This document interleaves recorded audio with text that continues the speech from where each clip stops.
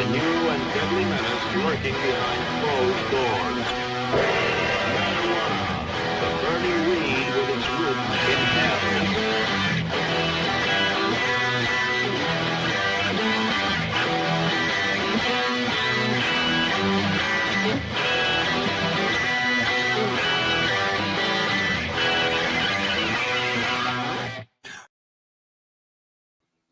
Oh, that's right, folks. It's me. It's the THCDOGG back at you with a new and thrilling episode of WMW, sitting alongside my co-host with the most. This is Izzy. Hi, what up, brother? Hey, what's happening, man? I got the cup for our lovers and for our haters. That's right, man. That's right. So, folks, we've got a lot of exciting stuff coming up today. We've got a great show lined up for you. I want to take a minute before we get into anything, though, and I want to thank everybody who came and checked out the first episode last week.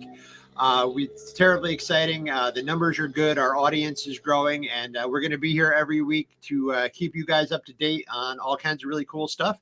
Let you know about some music you don't know about, some old school, vintage, classic wrestling, all kinds of good stuff here on WMW. So, Izzy, tell me, how was your week, my friend? Man, my week has been awesome. We've got some really, really big announcements coming up, man. We do? And yes, we do. And I cannot wait to share it. Man, real quick. And I want to go into this to kind of tie into with our mission statement and whatnot. What kind of shoes are you wearing right now? Right now, my current pair, we are the old school Converse 70s. Yeah. Hold on. These are my Rainbow Prides. That's so fresh. And the back and the bottoms, all colors. Nice.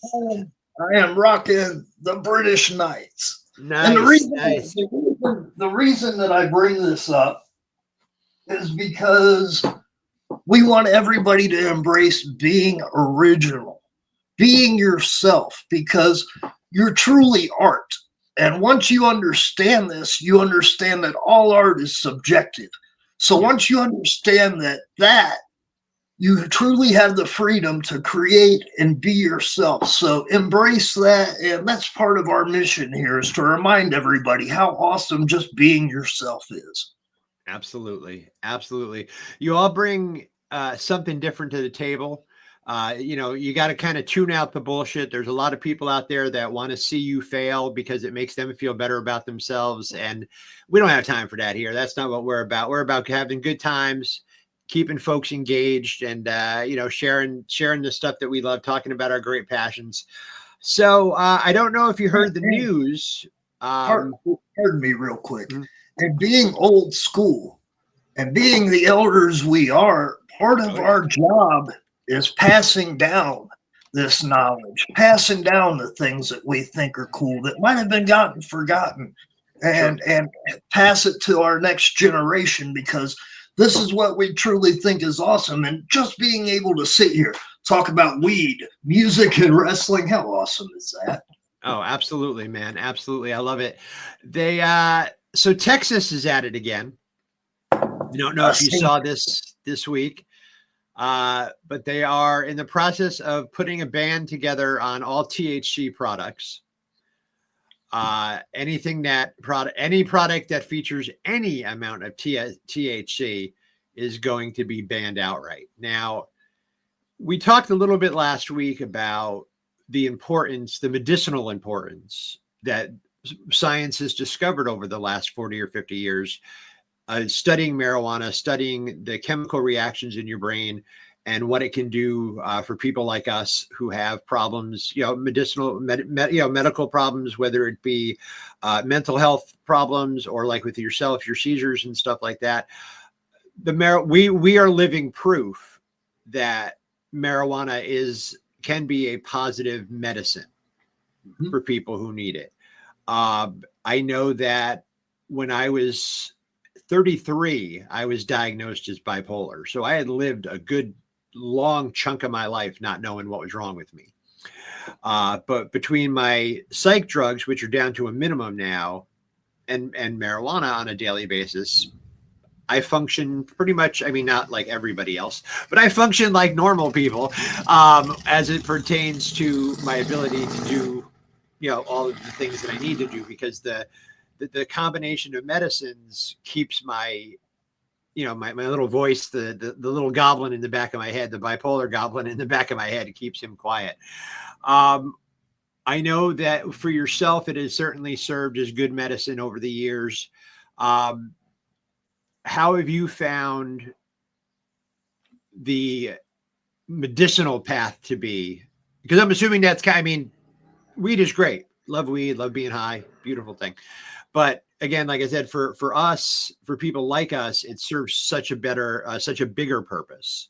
Right. I'll give a couple thoughts here, and one of them will be directly related to being in Texas, and the other one is my counter to what they're doing. Okay. Mm-hmm. And first, my experience in Texas was last year, or it was this year, excuse me, in Amarillo. I went out there to help support a fundraiser for Necro Butcher. He had destroyed his hip in Japan. Ooh. And yeah, we put together, I helped with a fundraiser there in Amarillo for him. So my attorney and I went out to Amarillo, and we happened to roll in the hotel. Now, we didn't smoke in the hotel. Right. We went outside to smoke. We rolled in the hotel, and I happened to leave. I don't smoke any tobacco at all. These are hemp wraps. Okay? Sure. Billionaire hemp wraps. These are very awesome. No tobacco lifestyle. But I happened to leave a couple of those wraps in the trash when we left. Oh. And a $350 extra charge for our hotel, which we couldn't dispute, we couldn't do anything, was placed on our bill after we left because it was fucking Texas. Okay? That's ridiculous. That's ridiculous. Now, this is my proposal. And this is my proposal to any state that still has these Neanderthal thoughts, okay? And the reality is a lot of these states depend on tourism completely. They depend on the tourist dollar, or they depend on trying to make you a prisoner, go on vacation, leave on probation. Right. So instead of going to these states and giving them your tourist dollar because you have the potential to become a prisoner in their system, I say we don't go to these states at all. Sure. Okay. Really and truly, we just don't fucking go there. We do not give them our money because we're seen as nothing more than potential prisoners to these people that keep this system going. And let me explain how bad and how the system is set up. Okay. How much do you have to pay a highway worker to clean up the highway on the road? Well, over 20 an hour, right? Yeah. Unless we're talking about it.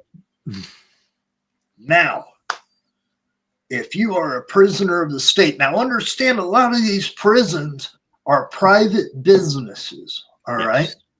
And their only requirement, if it's a private business, is to look out for their stockholders, all right? So, and looking out for their stockholders, who's the investment? Okay, now, as I said, this worker on the highway makes 20-something dollars, maybe $30 an hour. Yep. A prisoner makes pennies on the dollar. Okay. Right. And when I say pennies on the dollar, they might make $1 an hour. Yeah. Which is legalized slavery. So let's take a look at that. Then you are viewed as nothing more than a potential slave in these states. And you want to give them your money? Yeah. You No, want to visit them? absolutely You not. want to get into your tourism? Yeah. Yeah, I'm the crazy one, right? Yeah. Well, you know, that was one of the things when we moved last year. That was one of the things on the list because I came from Connecticut and we had legalized there a few years ago, and it was nice. You know, I mean, and again, I'll say this, and uh, if anybody watching this feels like this is privilege, I think in this particular instance, you're right. Okay, I was a 30 to 40-year-old white dude living in the suburbs. Possession of marijuana was the least of my concerns. Like, and my wife was paranoid about it too. And I'm like, you're a 40 some odd year old white woman. You're a threat to nobody. I'm like, the cops aren't pulling you over for anything. I'm like, they're not pulling me over for anything, even looking the way that I do. They're not pulling me over for anything because that's privilege. And I will admit in that particular instance, before we legalized, I was never worried about being arrested for possession of marijuana. That was never a concern of mine. Because in Connecticut, they got better things to do. You know, like if I was dealing pounds, then that's one thing. I get that, you know, but as a person, you know, personal use, never anything more than like an ounce or, you know, in my house. I never lost any sleep over it. And then they legalized and I was like, oh yeah, okay, no problem. Um, what's it like in Michigan now? I mean, I know that the laws in Michigan, you guys are legal, uh, along with some other stuff. So how's that working out? Well, let me give you my personal experience as we talk about the legal system. Um, and this is the story of in Indiana. Uh, First time I got pulled over, I had a dime bag on me. Mm. And the cop said, "Hey, just be honest and we'll let it go." And I was like, "Yo, I got a dime bag on me." Right. I got arrested for possession and taken to jail. All right. I get out a couple weeks later. Now, understand, I wrestled every weekend in Evansville, Indiana, or every Wednesday, pardon me, in Evansville, Indiana, in the Right. Coliseum. So I had to go through these country towns in Indiana. A few weeks later, we get pulled over again, and again, I've got a dime bag on me, Right. and I get taken to another country jail. Okay, now the didn't have long enough, I guess, for the legal system to register that I got pulled over a couple weeks before that. Okay. So I got offered a plea bargain of first time possession when it was actually my second. All right. Now the judge gave me a $1,200 fine and a year probation. Okay. Now during the process, he said to me, "Can you explain the marijuana?" And I said, "Your Honor, I use medicinally." Right. And being a wise guy, he said to me, "Well, you need to move to a medicinal state, $1,200 fine and a year probation." And I didn't show up to the first probation meeting, not Mm. one. And but what I did do was I paid the fine, the $1,200, and Right. I moved to Michigan. There you go. Now, about a year later, I'm going through Indiana and we get pulled over, and there's a bench warrant for my arrest. Right. So they take me to jail again. And I get brought up in front of this same judge. And he said, "You didn't bother to show up to the first probation meeting. Can you explain?" And I said, "Your Honor, you told me that if I was going to use medicinally, I needed to move to a medicinal state. Right. And if you check the transcripts, that's exactly what you said. I've paid the $1,200 fine and I'm a resident of Michigan." And he said, "Case dismissed." That's it. That's it. So, uh, again, the same thing I say with Texas or any other state that looks at you as a potential slave, because that's what in reality what you Sure. are to them, is a potential slave at this point. Don't give them your tourist dollars. Don't visit. Hi, bye. Yep. drive through if you have to, but Right other on. than that, I got you. I got you. Mhm.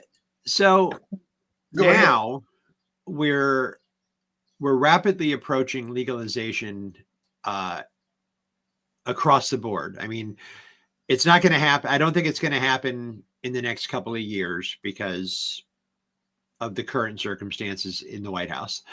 But Right. I think that all of the states who have legalized so far for recreation have to have to be enjoying the tax benefits. I Well, mean, Colorado reported $500,000 in their first month when they well, legalized. I mean, that's insane. but it depends also on how corrupt the system itself is, because years ago the lottery was pitched to improve the school system. Right. And I make the joke in stand up that every first of the month, you've got a line around the block of people trying to buy lottery tickets. Mm-hmm. You know? And where's a limousine or at least some fucking seatbelts on a school bus for these kids? Exactly. Exactly. So where does that money go? And not where Right. it's supposed to go. Uh, Hey, what are you smoking on up there, man?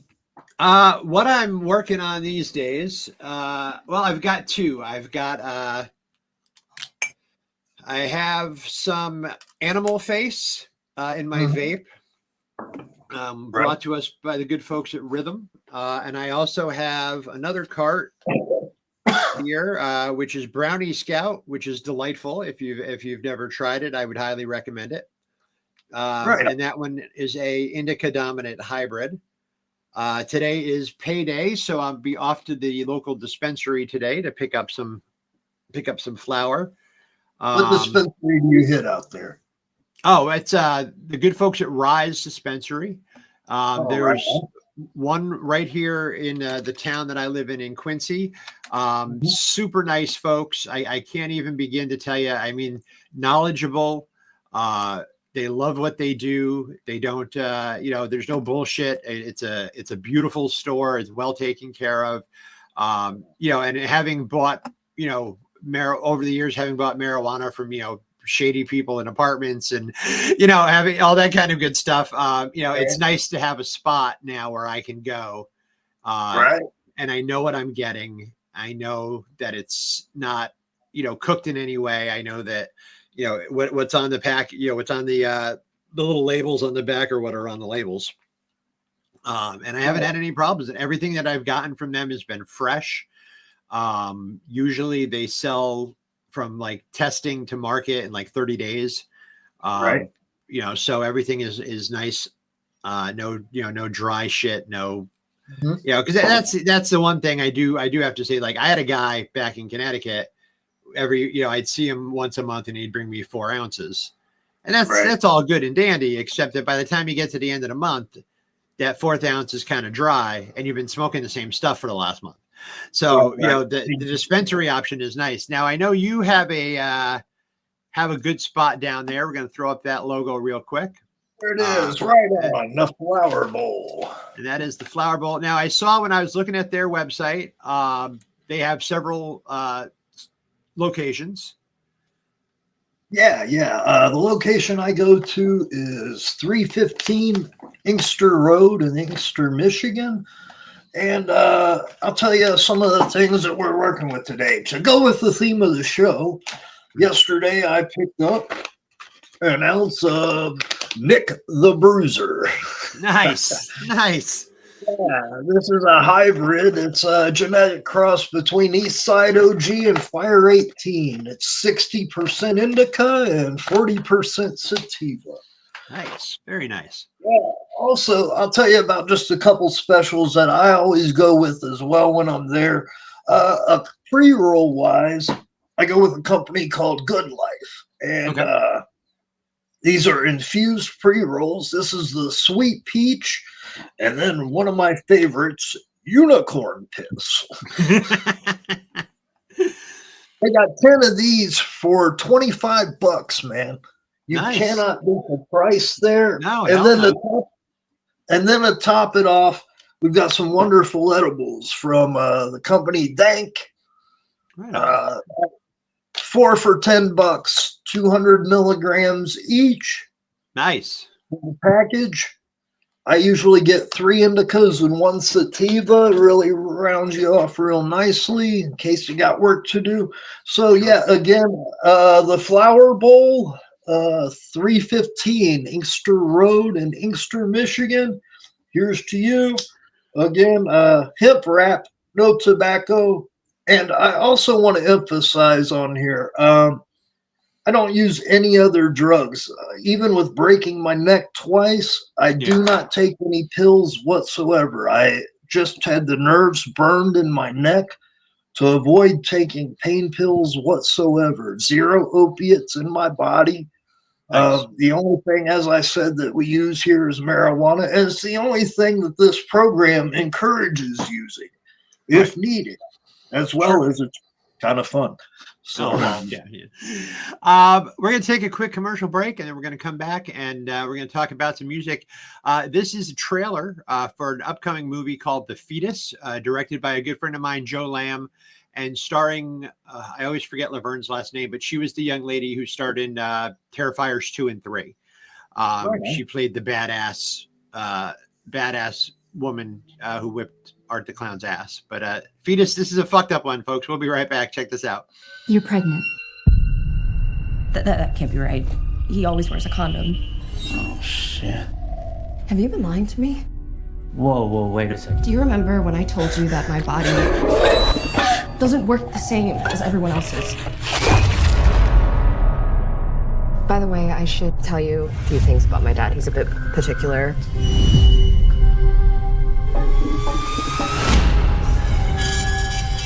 I was more of a cat person. Are you gay? But I think your dad and I see eye to eye. He doesn't really like anyone. Oh, hey! It's time. Dad! No, Dad! If we don't feed it, it will start sucking on her blood to survive. You can't give birth to this thing. Of course not! I've been freaking out since this morning. I really thought you would grow up normal. You ain't family! You are the turd in the way.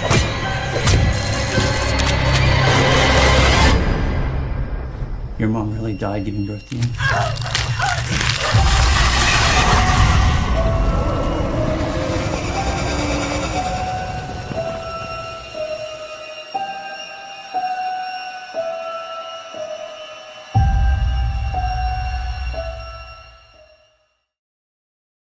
So, yes, indeed, my friends, that was The Fetus from Joe Lamb. Super nice guy. I had him on my show. A few months back. He got very creative with the marketing for that movie. They actually had custom boxes of condoms made with all of the marketing for the movie on it. So good stuff. If you guys see it out and about, you're into horror movies, check out The Fetus from Joe Lamb. It's good stuff. So Fuego Squad. The Fuego Squad. I really, really, really cannot say enough good things about the lady that we're going to spotlight this week, my end anyways, on here. The Fuego Squad was her project that she brought Fagos out to the gathering for anybody that wanted one, but all they had to do was help pick up garbage around the grounds. And she gave them free Fago.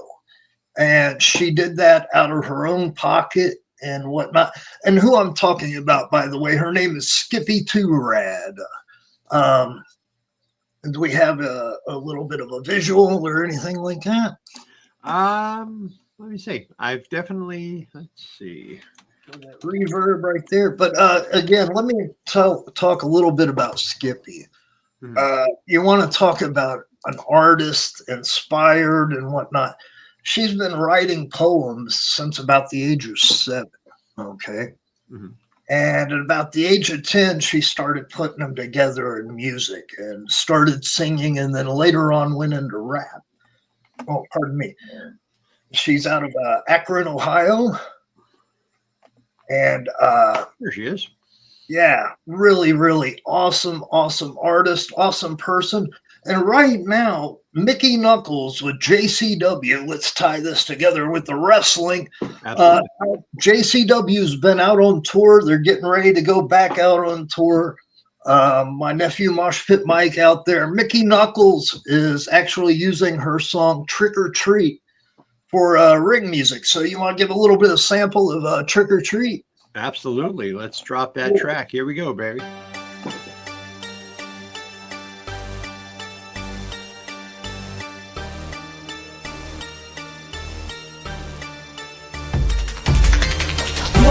Trick or treating for you, 3 and 4 knocking at your door, 5, 6 bodies on the floor, 7, 8 is getting late, screaming 9, 10 a twisted treat from hell that never ends. 1, 2 trick or treating for you, 3, 4 knocking at your door, 5, 6 bodies on the floor, 7, 8 is getting late, screaming 9, 10 a twisted treat from hell that never ends. It's Halloween again. 1, 2 trick or treating for you, 3, 4 knocking at your door, 5, 6 bodies on the floor, 7, 8 is getting late, screaming 9, 10 a twisted treat from hell that never ends. Trick or treat, little ones, paint your face and have some fun, scaring everyone. And when the sun hides it, they run away. Got a bag full of limbs, each house a bloody mess. And I got a sweet tooth for a slaughter fest. So be my guest, crazy kid on some sit, trick or treating on the streets, catching in the night, cruising witches missing out of sight, slinging, licking heads like a lollipop, chewing every limb like a gumdrop. Gotta taste the blood dripping down my face, and there is no trace of the place I dug your grave. But it's Halloween here, my favorite time of the year. So I made a mistake. I'm sorry. I even said this to her before. She's not from Akron. She's from South Canton, Canton South. I made that mistake earlier as well. I have no idea why I keep thinking Akron but she's from Canton, Canton South. And she's been at this game, and she does this herself, man, completely DIY. Do it yourself. She has a dream. She's been following it. And she's been pushing forward on her own finances and her own dream and her own goals. And just the same as we said before, we try to spotlight people who are really going after it. And she's taken no shortcuts whatsoever. And she's sticking to her goals. So shout out to Skippy 2 Rad from the Gypsy Crew. And that was my artist of the week.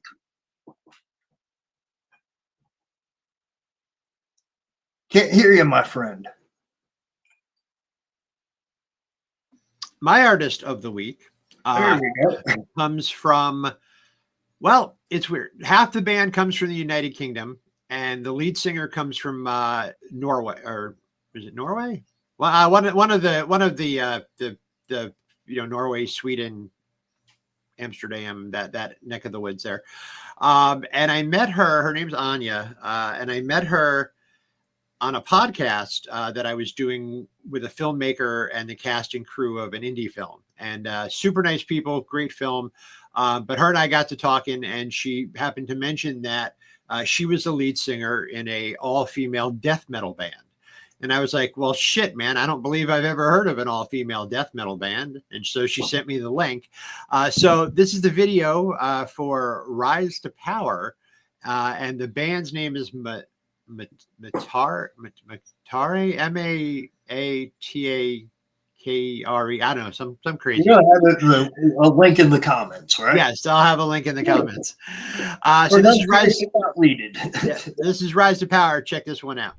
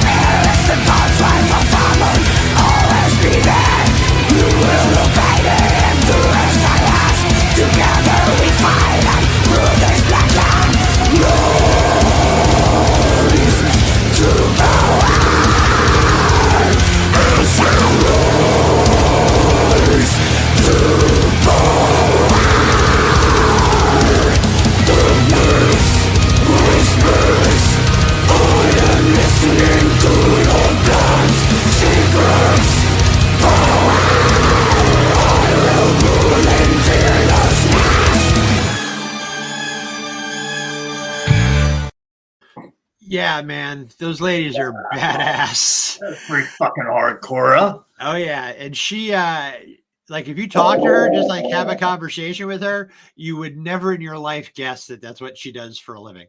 Like you would never think like I right? Seriously, I've always been that way. That's awesome. I've never been able to do the gutturals or anything. Yeah, man. So let me ask you this question, my friend.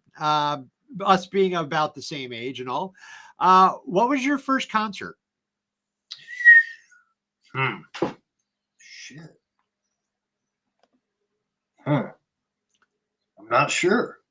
Really? Um, uh, Sadly to say, man, this is part of having brain damage. This is a reality that I deal with. One of the first that I really remember was Pantera and Skid Row. Right on. Interesting pairing. Well, Pantera was opening up for Skid Row. Yeah. This will tell you how wild life goes full circle. Pantera was opening up for Skid Row that year. It was the Cowboys from Hell tour. And as we say, life goes full circle. Later on in life, I watched Sebastian Bach open up for Pantera. So, watch the toes you step on the way up, because it might be the ass you have to kiss on the way back down. Absolutely. I'm fortunate in the fact that my first concert experience happened to be videotaped. Oh yeah. I was 5 years old. Oh, right on. It was Pat Benatar at the New Haven Coliseum. She hit you with her best shot. She did. And HBO was there, and they filmed the concert. Yeah, they filmed the concert live. Right. And then it was, later released on VHS and DVD. And supposedly, and I've never seen the footage, but supposedly there's a quick shot of a 5-year-old me sitting on top of my dad's shoulders. All right. Because I was in love with Pat Benatar, man. I was 5 years old and I didn't want to know anything else about anything other than Pat. It seems so weird now, especially since where my musical path has taken me. But still to this day, you put on, any of that stuff from her. She was a badass lady, man. She did what she did and made no qualms about it and had a hell of a career. And the crazy thing is if you really want to take a time capsule and see how much impact that Pat Benatar actually had on society, go back and watch the movie Fast Times at Ridgemont High. Because there was 2 looks in that show. What were the 2 looks that they pointed out and illustrated? One was Pat Benatar, and the other one was Madonna. Yep. So there were the Pat Benatars and the Madonnas, and that's how much of an impact on just culture itself that Pat Benatar had. Oh, yeah. I'll tell you a funny story that goes along with that. While being on the road one time, Tarek and myself went to work for Dennis Carluzzo in New Jersey, and this is funny how Pat Benatar ties in. But Tarek was a little full of himself that day, and he told me to go, why don't you just go pick out my ring music? Because he forgot to bring his music, and I guess didn't have the time or energy to go down and pick out his own music. So as a rib, as I'm looking at see what they have and understand this is kind of our debut. He's under a mask as El Patro, and I'm American Kickboxer under a mask. Right. And so as we're standing behind the curtain, getting ready to go out, bump, bump, bump, bump, bump, bump, hit me with your best shot. Comes out like it's your ring music, go. And they start So there's a Pat Benatar story. I picked Hit Me With Your Best Shot for his ring debut in New Jersey for the NWA. So, nice. So Dennis, you know what? Let's take a break. We'll come back and then I'll ask you about Dennis, and then we'll talk about today's match. You know what, man? I think we have a really big announcement that's getting ready to come out that we've been building up and building up. Possibly our first interview, our first guest for this show. Absolutely. Absolutely. Beautiful. Everything. We'll come back from break and we'll talk about it. And we'll talk about that. So this is one of the new books from THC Papers from the delightful Teresa C. Gaynord. So check this one out.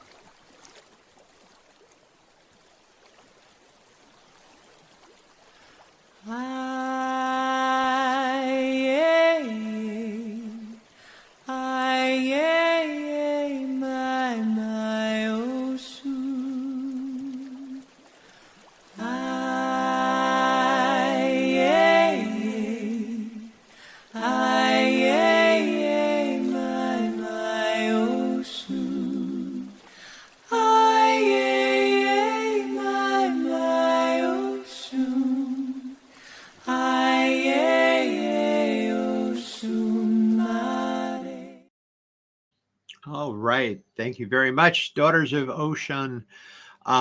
Delightful poetry book. Teresa is a tremendously talented writer, and I've had the good fortune of working with her now. Her new book should be out any day now. Now, don't we have something about our guest next week? Well, we might. Now, this week, well, a couple weeks ago, when was it? Oh, when we were in Philadelphia on May 3rd, we were in Philadelphia for the TWA One and Done, and we got an opportunity to present to the world a book for an extreme icon in the business, Gary Wolf. Take a look at this, folks.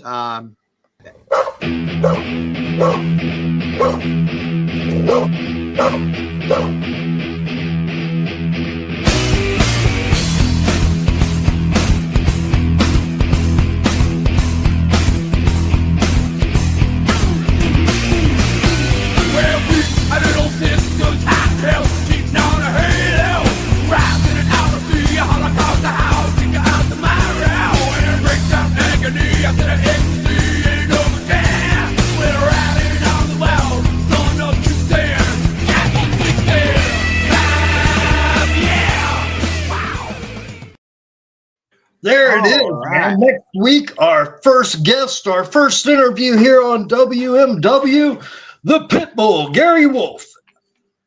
And And if I'm answering my phones correctly, it will also be the new Pitbull. oh, right on. As well, Chris Anamino. I think I keep butchering his last name. Sorry, Chris. and Anio. There we go. Chris is a tremendous guy. I met him in Philly as well. He is Pitbull number 3, and him and Gary are going to be doing a run together. So exciting stuff. Gary's book's flying off the shelf, folks. Big on Amazon, Barnes and Noble, Books A Million, everywhere you want it to be. I have signed copies available through our website at thcringside.com. So if you remember, and everybody knows the Pitbull, but learn about Gary Wolf, the man, because my man's got a fascinating story. Now you've got yourself a championship belt there, my friend. Oh, this thing here. Let me tell you the story real quick as we're going into our wrestling segment. After all the years of wrestling, I had held titles in just about every territory that I had worked in. Mm-hmm. And I didn't have one title to look at here at the house, right? Oh, okay. So I remembered being a kid, and the first title that I had seen on television was this belt, or a replica. This is a replica of it, and this was a Georgia national title. And let me show you real quick up close here. Can you see? Nice. Very nice. There's only 2 of these in existence. All right. Okay, can you see what it says? Yep. Father and son champions. Yep, I had one made for myself and one made for my son. Nice. So it says American Kickboxer and LEOW Kickboxer on it. Nice. Very nice. I legitimately grew up and I own the title that I dreamed of as a kid actually owning. So Nice. yeah, that's Very as nice. cool as that belt. But to tie into that, the person that I seen holding this belt, and this ties in with another big announcement we have. And the person that I seen holding this belt was a man by the name of Tommy Rich. And Tommy Rich is an awesome guy, and I think you got to spend some time with him. And our big announcement is we're now part of the network with Gene Jackson, the host of the Tommy Rich and Doug Gilbert podcast. And the name of his network is Retro Wrestling Archive. They are Beautiful. all over YouTube. They have picked us up, so we'll be working in conjunction with them. Our show will be debuting on our channel normally on Sundays at 4:20 p.m. Eastern Standard Time. And then a few days after that, Gene's going to pick it up, and it'll be running on their channel as well. More eyes, the merrier is what I always say.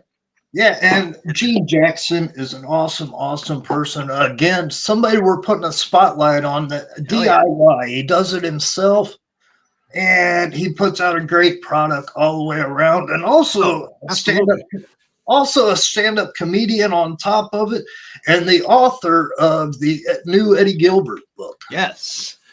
Hot stuff. Eddie Gilbert, the uncrowned king of Look at me professional with a wrestling. reading. During the written by Doug Gilbert with Gene Jackson. Exactly. And for you guys who saw the Dark Side of the Ring episode a couple weeks ago on Eddie, they scratched the surface of what Eddie was all about and who he was as a man.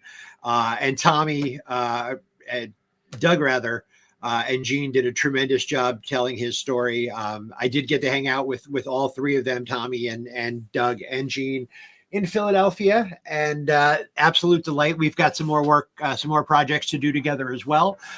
So they'll be around. I'm sure at some point they'll pop up here and say howdy. I'll tell you an awesome memory that I have with Doug and Tommy both. Right. And this was the weekend of the Eddie Gilbert Memorial Show in Louisville, Kentucky. And this was the night before the show. We'd had a bar show the night before by the same promotion.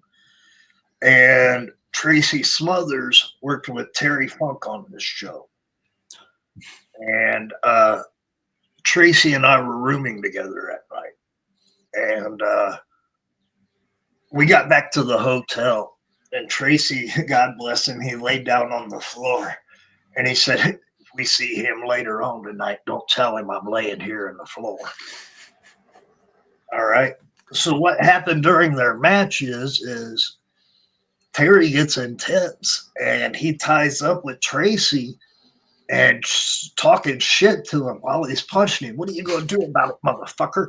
And Tracy legitimately has to tie Terry Funk up to fucking get him off of him. And but later on that night, we go to a room, and the room is Doug Gilbert, Tracy Smothers, Tommy Rich, and Terry Funk, and me. All right. Interesting company. Now, a few weeks before that, the first time that Tommy and Terry had ever worked with each other in all those years had happened at ECW. Wow. On ECW TV, and they were still talking about it. And you want to talk about a young kid, truly living the dream. I'm sitting and I'm welcomed by my heroes. Right. And but Terry Funk, I mean, for fuck's sake, I mean, my Terry Funk story from that night is earlier that night at that club, I jumped out of the balcony into the ring. And Terry asked me, he said, did you measure it, kid? And I thought he was being a wise ass to me. Right. I said, why would I measure it? He said, how old are you? And I was maybe 26 at the time. I said, 26. He said, how do you know if you can top that? Did you just peak at the age of 26? 18 and a half feet, by the way. So, but yeah, if I could give anybody a lesson, if you're that young kid the way I was sitting in that room, keep your fucking mouth shut, because you are under the greatest learning tree that any fruit can fall from, and all you can do is learn. Oh yeah, absolutely. And that's the thing that I've found over the last 6 months or so, as I've been working with the boys, doing the books and everything, is they have so much wisdom, they have so much know-how, and if you just listen to what they have to say, you find out the most amazing things. And I've been grateful to everybody whom I've worked with over the last year, or almost a year now, turning out, telling me, letting me in behind the, to look behind the door, because I want, and my wife actually said this months ago, and it was almost a perfect slogan for what we do at THC Ringside. She said that the reason why the wrestling fans want to read these books, or read your stories, is because wrestling is a part of their story. Sure. Because all of us, those of us who grew up, whether it be actually working in the ring, or commentary, or writers, or fans at home, whatever the case may be, we all have that passion, whether it be now the passion ebbs and flows. I understand that. I've lived through, the rock and wrestling age. I lived through the Attitude Era age, all of that stuff. So I've seen the dips and valleys. I don't know why King Mabel was ever a thing, but that's neither here nor there. But so, for me, it's been really, I've been very grateful, because, you guys have taken me under, your confidence, and we're working together, and we're doing all these great things. And so thank you, Izzy, for your time, and all you guys, Doug and Tommy and Bill and Ernest, and, all the crew that I've been working with, doing books with. They've just been amazing. And you're right. If you just listen to what they have to say, listen to their stories, you find out the most amazing things. Like playing hide and go seek with Andre the Giant, basically. That was a great story. Real quick, I don't mean to interrupt you when I do, and please pardon. It's a lot of times, and I'll explain this, and I'm not trying to be rude if I do interrupt you. A lot of times it's me being afraid that I'm going to lose the thought, and I understand. No problem. Has to do with my brain damage, and pardon me if I do interrupt. No. So let's associate this as well with, they say that there's a few things in life that can bring you back to certain things. They say it's either music, or the smell of food. And for some of us, it's actually pro wrestling. I can tell you where I was when this feud was going on, or I can tell you where I was when this happened. It's almost like the 9/11 or the Kennedy, or the, and as crazy as it is, that's again, we use that. A lot of us use wrestling as somewhat the escape, or to fill some of the things we might not have had ourselves. Exactly. So tell me a bit about the match that you picked out for us today. The match that I picked out today is the Destroyer, or the Intelligent Sensational Destroyer, Dick Meyer, versus Don Leo Jonathan. And this match comes from All Japan Pro Wrestling in 1975. And the reason that I picked this match out, a lot of matches that I'm going to be picking out, is for the younger wrestler to watch and to check out the psychology. And these are lessons that have been lost. And I'll explain that. Right now, what I see in wrestling is demolition derby. Okay. Which means if you go to a movie, how many times can you watch car crash after car crash after car crash after car crash, one after the other? Right. At some point or another, this is going to get kind of mundane, right? What I enjoy about this is the chase, the build, the psychology of, the rhyme and reason of why this person's doing this and why this person's doing that. And it's a true example of the word that guys throw around that they have a lot of times no idea why they use, but this is psychology. And this is true storytelling of a struggle and a battle of the big man, good big man, versus the good small man. And as I said, this match is from 1975 from All Japan Pro Wrestling. And because of the length of the match, I picked out just a few of the highlights that we can discuss. And I gave you some of the timestamps and whatnot. So if you're ready, let's go with it. All right. Let's see here. 1 second. All right. Here we go. オープン対戦試合30分一本勝負赤コーナー300パウンドノンレオ・ジョナサン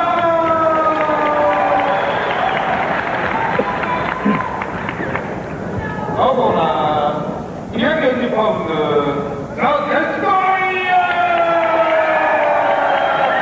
そして一人今の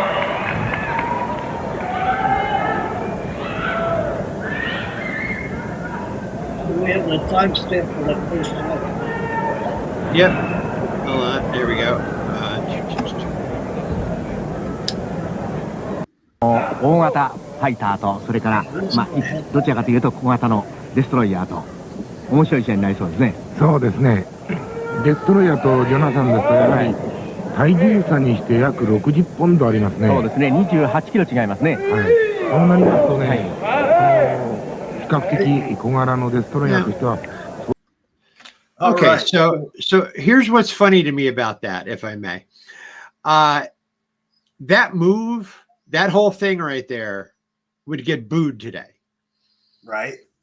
But it's necessary to get the dance in. You have to occasionally you have to stop and do that. Okay, now also in life, what is the only one move that any citizen can understand? Oh, the headlock. Because they've all been put in a headlock, right? Anything else is up to a presentation by said wrestler themselves. It can be as dangerous as you want to make it, or it can mean absolutely nothing. And right there, you've seen the actual reality of what would happen if a big man put a headlock on a small man. Right. And he can manhandle that small man anytime he wants to. And that's reality. And that's true psychology of presenting a struggle. And that's what this is supposed to be about. Absolutely. All right. So we're going to jump ahead to the 9-minute mark, or just right before the 9-minute mark. ニードロップが行く。ダブルニードロップで攻めつけるザ・デストロイヤー。好感度を利用して立ち上がった。回転して。さすがにこの辺り。なかなかうまいドンレオ・ジョナサン。握手に行きました。ザ・デストロイヤーであります。あまりにも背が違い。Do I have to say anything more that they didn't say themselves right there without saying a fucking word? Yep. And the crowd in the palm of their hands. And that is psychology. That is presentation. Can we go to the next clip? Absolutely. 人たちが多いので、引き分け試合ということも多いですね。そうですね。まあ本当にね頑張りっ子ですからね、これは。まあそしてその日のまたコンディションが微妙に影響してくるんでしょうね。そうですね。はい。さあ回転をしました。ザ・デストロイヤー。この辺りコミカルな動きに場外から拍手が起こっております。Anything that you can do, I can do better. Exactly. And the little guy, I love the confidence. You know, he's like, I mean, he knows, you know, the guy that he's in there is with got him 6 inches probably, and 50 or 60 pounds. So, You know, but he doesn't, you know, he's like, this is what I do. This is, you know, this is who I am. So now you're playing my game. You had me with power, but now you're playing my game. exactly. All right. And what did he do when he realized he was playing that game and just got one upped? Yep. He just let He it. shook the man's hand and said, "Fucking A right, man, you got me there." Right? Oh yeah. All right. So here's our last clip. Beautiful. And this one. ノックアウトしました。非常に太い腕です。フネルソンで攻めつけるドンレオ・ジョナサン。苦しい体勢のザ・デストロイヤーであります。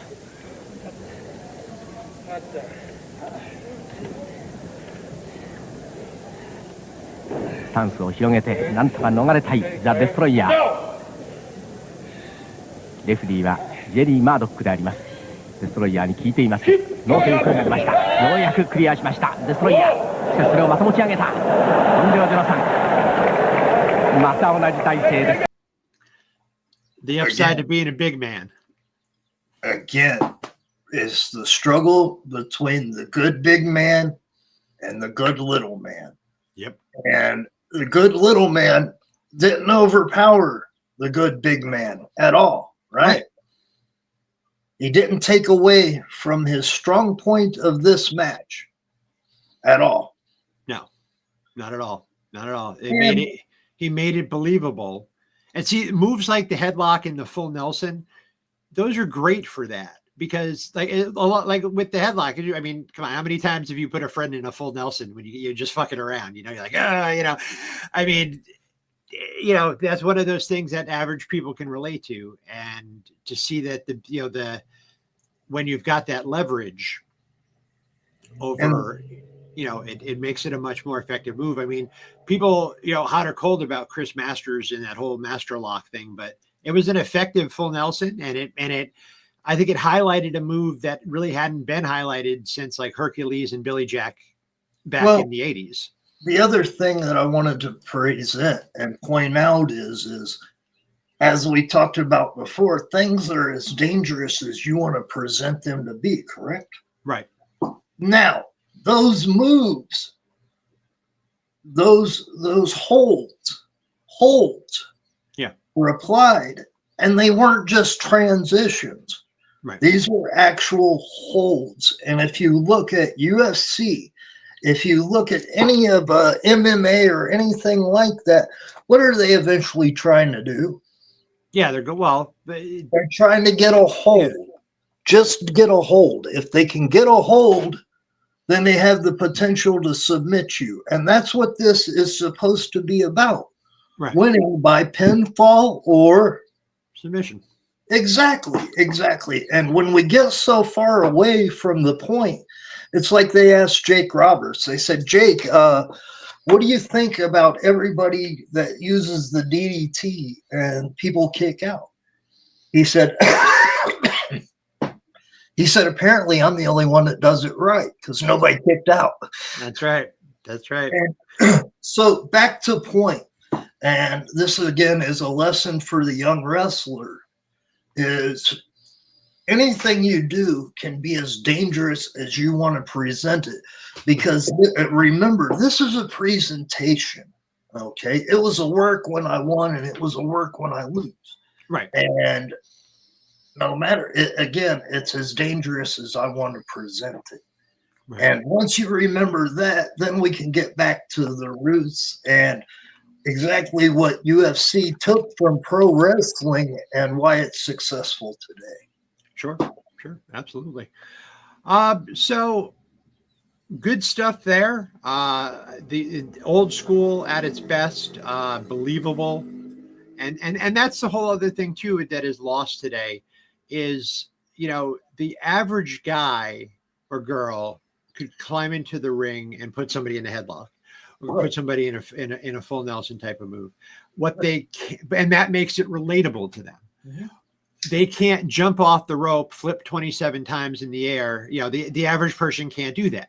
No. So I think as we get into the Yeah, and I'm a fan of the high flyers. I enjoy watching them take, the good ones, watching them take, take those big risks and everything. It's impressive. But there's stuff that I see nowadays, and like that last sequence where they flipped and then he flipped him back into the full Nelson. I saw a video the other day of a similar situation, and the girl who was getting flipped ended up turning it into like a Canadian destroyer type of move. Right. And the girl somebody kicked out at and 2. she fucking kicked out at 2. I'm like, are you shitting me with this? Because the first time, as opposed to him getting that full Nelson back on and the possibility of a submission. Right. I mean, because the first time I saw the Canadian destroyer was probably Petey Williams. Okay. In 2003, 2004, when he was TNA. Right. And I remember seeing it for the first time and it was just blown away. I'm like, that is a finisher. That is the end all be all. They hit that move. You're fucking, I mean, every time he would hit it, you'd be like, ooh, because it looked like it had that impact. And from what I understand, Petey's a pretty safe worker. I've never read anything anywhere where he's, hurt somebody, not certainly not intentionally, but even accidentally. And not with the destroyer either. So in reality, though, if they're kicking out at 2, what's the difference between that headlock and that Canadian destroyer now? Because all it is fucking transition. Yeah, and that just, it boggles the mind, and I can understand why. Like, I know for a while, and I know that he was a fucking pain in the ass back in the day. But one of the things that I did have to agree with Shawn Michaels on was that, the appeal, you look at the super kick. Shawn Michaels hits the super kick. That's it. Match over 95% of the time. Right. How many super kicks do the Young Bucks throw in any given match? And nothing against Matt and Matt. I like the Young Bucks just fine. They're, they're exciting. I've been watching them since they were like Generation Me back in TNA. Good kids, good guys, but how many fucking super kicks do you have to hit somebody with? And how come Shawn Michaels only needs 1? And you guys, you got tacks in your shoes. And I mean, the whole thing is just, it's gotten ridiculous. I was a legitimate kickboxer before I was a pro wrestler. Right. And if I kicked you cleanly in the head in a legit kickboxing match and I didn't stagger you, I'd take my fucking gloves off and walk away. Right. Everything I trained for just didn't fucking work. Time to leave. Time to leave. So, it's going to be one of the things that I'm looking forward to as we do this is getting more into, looking at those matches, looking at the way that the business has changed, the philosophy, the psychology has changed. I mean, they could sell us stuff. I mean, how many, was Andre the Giant actually afraid of snakes? I don't know, but I know that during that run, he made it certainly seem like he was afraid of snakes. And that's, same with Savage and the Cobra. Was that Cobra devenomized? That's my understanding of the situation. But Savage sold it, like his ass was on fire. And, But then again, if we want to compare that to hardcore, okay, once you've done that, where the fuck do you go? Sure. Do you stuff the snake up Andre's ass after that? What the fuck? Yeah. You've now taken it as far as you can possibly go anymore with any other fucking story with that gimmick, because now you fucking peaked. Yeah. Well, and that's the thing, I think, when they started jumping off stuff higher and higher, Jeff Hardy, Matt Hardy, New Jack. I was just as guilty. I did it before they did. Right. So, when you've taken to that, you're pushing yourself. You're like, okay, I jumped off of this 15-foot thing. Okay. And the next guy's like, oh, I jumped off of this 20-foot thing. And you got New Jack trying to kill Vic Grimes. And, although hey, look, I don't know what happened in that match in Danbury. I wasn't there. Friend of mine was, but I wasn't. But if what I've heard from Jack, over the years, Jack has talked about it.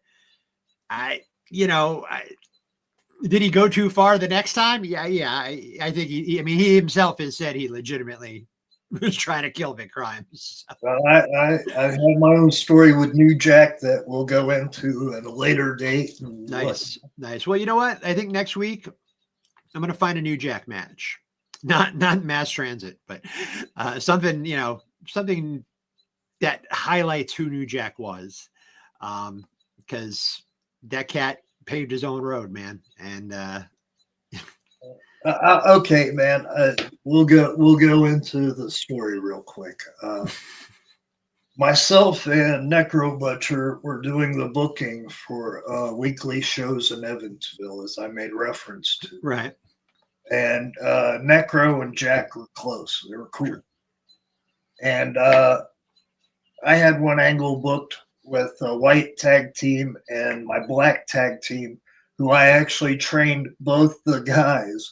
And one of the guys, Isaiah, had lived with me from the time he was 17 years old. So it was Isaiah and Poison Apollo Star, who I had trained both of these guys. They were like my children. Right. But part of the storyline and angle, we needed them beat down to continue the heat to go to next week. And I've got that going on, and I can hear New Jack cussing. Who the fuck booked this racist shit? Who the fuck? And I'm the booker. Right. And again, the way I grew up, you're just going to have to beat my ass because I'm not a punk. Right. Okay. So I legit stood nose to nose. There's people that can back this up. And I'm not saying this because the man's dead or anything like that. I'd say it if he was alive. But I stood nose to nose with New Jack, and he's saying, this is some racist shit. I said, well, I'm trying to continue the heat for next week. What the fuck would you do? And he kept going with, well, this is racist. I said, what would you do? And we kept going back and forth. And I figured if he's going to fucking hit me, just fucking hit me, get it over with. Right. I've been fucking hit before. So, but I had earned his respect by that. Hey. Yeah. A few years later, he ended up coming to my house in Michigan while we were having a tattoo party. I had my tattoo artist up to go fishing because we lived on the lake, and we fished that weekend, and we had a tattoo party where I ended up getting a lot of my friends tattooed. Awesome. So, yeah. But Jack showed up at that party, and a few people were like, oh, shit, what's this? And, you know, hey, what up, Jack? You're like, it's just New Jack. Don't worry. Yeah. Him and my neighbor were close as well, who was a promoter. So. Oh, right on. Yeah. Cool.